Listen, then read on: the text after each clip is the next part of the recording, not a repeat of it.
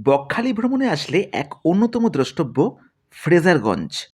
দক্ষিণ চব্বিশ পরগনার গাঙ্গেয় উপকূলের এক নিরিবিলি গ্রাম এই ফ্রেজারগঞ্জ, যেই জায়গা তার সাদা বালুচর এবং প্রাকৃতিক সৌন্দর্যের জন্য বিখ্যাত।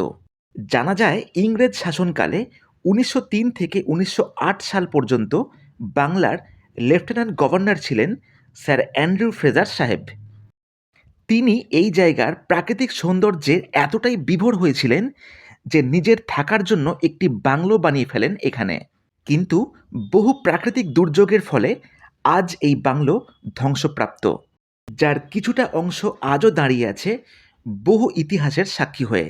এই সাহেবের নাম অনুসারেই জায়গাটির নাম হয় ফ্রেজারগঞ্জ। ফ্রেজারগঞ্জে আসলে দেখা যায় একটি প্রাচীন শিব মন্দির এবং বেশ কিছু উইন্ডমিল। বকখালির ডিটেল ভিডিও পাবেন আমার ইউটিউব চ্যানেলে। কেমন লাগলো অবশ্যই জানাবেন।